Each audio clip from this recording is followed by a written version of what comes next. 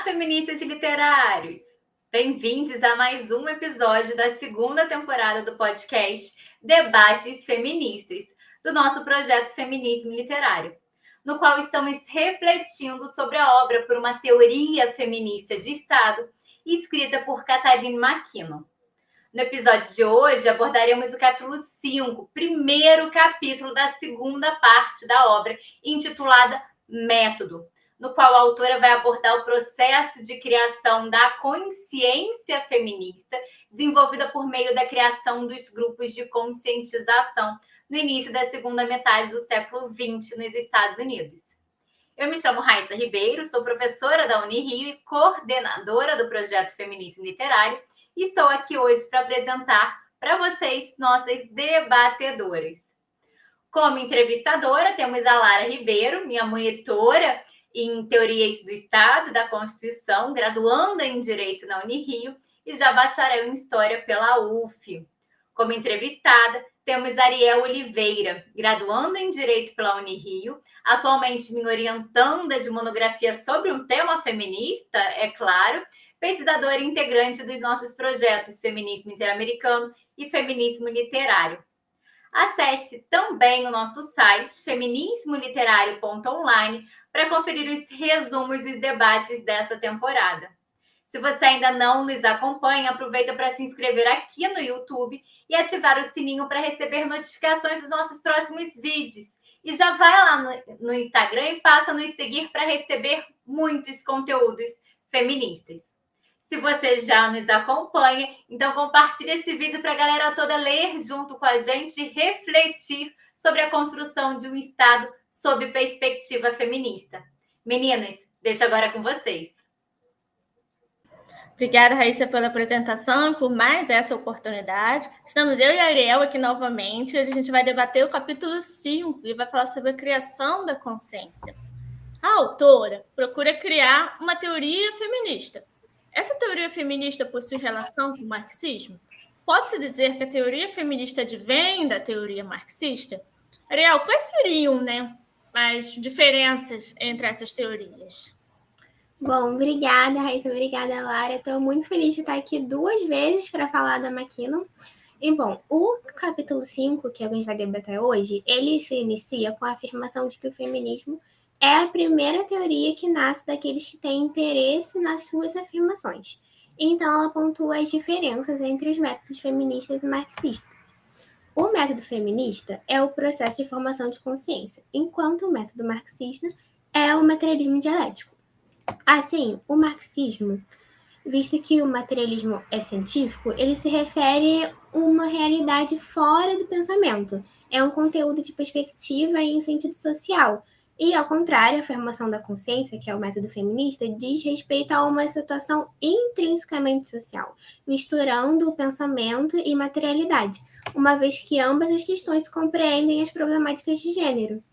No feminismo, a gente se refere a um processo que compartilha sua determinação, a consciência das mulheres, e não enquanto indivíduos, mas a consciência das mulheres enquanto ser social coletivo. E ainda na perspectiva dessa diferença para o método marxista, o feminismo estabelece seus próprios termos, na medida em que converte a busca pela análise da vida social na busca pela criação da consciência. E também converte a análise das desigualdades em um abraço crítico de seus próprios determinantes. A McKinnon, ela costuma falar que é um processo transformador e, ao mesmo tempo, perceptivo, pois o pensamento e as coisas materiais são ambas constituidores da opressão feminina, de tal modo que não são distinguíveis. A gente não pode separar o pensamento também das coisas materiais. Assim, a criação da consciência é o processo pelo qual a análise feminista radical contemporânea, na época da McKinnon, se dá e é formada e compartilhada. Toda a importância da formação de consciência se resume à compreensão e identificação das mulheres, não enquanto indivíduos, mas enquanto um grupo. Essa formação de consciência, ela seria, então, um método feminista? Você poderia explicar sobre esse método, como ocorre o processo de formação de consciência para a gente? Claro, Lara. Bom, o feminismo ele se desenvolveu enquanto método devido aos grupos de formação de consciência. Portanto, as características desses grupos fazem parte das contribuições da teoria feminista. A autora destaca que todos os movimentos revolucionários criaram seu próprio modo de ver o mundo. Por isso, a importância dos grupos de consciência, que moldaram e reformularam a forma das mulheres enxergarem o mundo ao seu redor, a partir da observação da sua condição de mulher enquanto coletividade. Os grupos de consciência, eles começaram em torno da década de 60 e 70, sendo o primeiro contato com o feminismo para muitas mulheres. Nesses grupos, as mulheres falavam espontaneamente de diversos assuntos e eles possuíam diversas estruturas e formatos diferentes.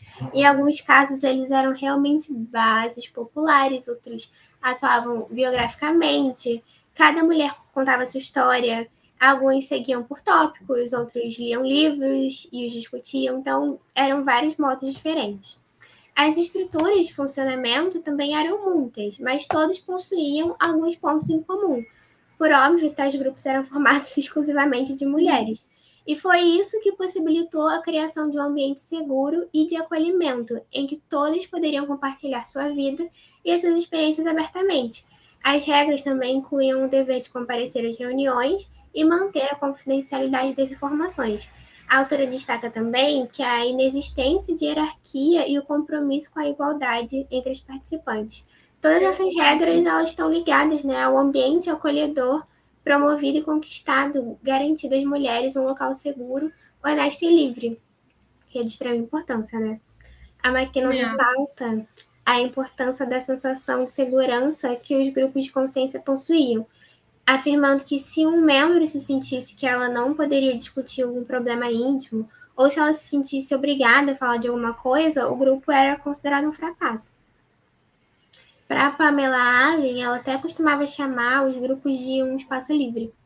É difícil de distinguir, no entanto, o que levou ao processo de consciência iniciar, do processo de tomada de consciência em si. Não se sabe exatamente, né, se as mulheres foram tomando consciência e formando os grupos, ou se elas foram formando grupos e depois tomando consciência. Mas a McKinnon afirma que parece que inicialmente o que levou as mulheres a se reunirem em grupos era o simples fato de elas serem mulheres. De certo modo, todo mundo ali sabia, né, que esse fato implicava e muito no que elas podiam e não podiam fazer. Muito da vida das mulheres é definida pelo gênero, e isso gerava uma certa empatia, uma identificação. A McKinnon fala também que ver os descontamentos do dia a dia, como queixas ou sexismo, foi crucial para o desenvolvimento do feminismo. A identificação das necessidades e demandas foi o primeiro passo na organização do movimento. Os grupos de consciência que permitiram a percepção de tais necessidades e demandas, já que as mulheres notaram que os homens dominavam sobre elas, vendo as experiências umas das outras mostrarem isso todos os dias. Aí, por último, com relação a esse tema, a McKinnon explica como se dava esse processo de percepção, citando 3 pontos principais, que era falar sobre as suas experiências, então a oralidade, comparar as experiências das mulheres umas com as outras e viver junto as experiências umas com as outras. Isso fortalecia o grupo. Interessante, né, a gente observar como que a criação desses grupos de consciência trazem reflexões, inclusive cotidianas, para a gente. Muitas das vezes a gente reconhece determinadas situações porque uma outra mulher está passando, porque alguém passou, e a gente fica pensando, nossa, realmente, nunca parei para pensar desse lado. Eu também estou numa situação parecida. Exatamente. É curioso, é importante, na verdade, eu acho que a gente ter esse debate, essa oportunidade de conversar livremente sobre determinados assuntos que naquela época muito provavelmente eram sequer debatidos com qualquer pessoa, não se debatia isso com o marido, não se debatia isso com um amigo, com um familiar, se debatia entre mulheres que não se conheciam. Ariel, além da criação, né, de um método, a autora também fala de uma epistemologia feminista. Qual seria a importância dessa epistemologia? A epistemologia feminista se difere de alguma das epistemologias das ciências sociais, por exemplo? Bom, primeiro vamos pensar o que seria epistemologia, né? Segundo o Boaventura de Souza Santos e a Maria Paula Menezes, no livro Epistemologias do Sul, eles dizem que toda experiência produz e reproduz conhecimento, e ao fazê-lo pressupõe uma ou várias epistemologias. A epistemologia é, então, toda noção ou ideia, refletida ou não, sobre as condições do que conta como conhecimento válido. E é por via do conhecimento válido que uma dada experiência social se torna intencional e inteligível. Então, não há, pois, conhecimento sem práticas e atores sociais. Assim, a epistemologia define não só a forma de conhecer, mas também o que merece ser conhecido. A McKinnon define a questão epistêmica como o problema da relação entre o conhecimento e a realidade objetiva, e destaca que as ciências sociais tratam de contemplar o mundo social objetivamente, tal qual as ciências da natureza. Assim, as ciências sociais se ocupam do problema de seu próprio conhecimento, em boa medida acabando com as limitações internas do agente conhecedor. Seu modelo de conhecimento postula o entendimento que precisa transpassar-se dos determinantes para sair de si mesmo e aí poder alcançar os fatos.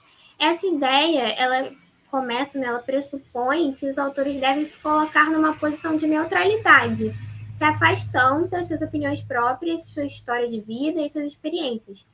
A McKinnon argumenta que reconhecer a implicação do eu na obtenção do conhecimento diminuiu o valor daquele conhecimento enquanto verdade.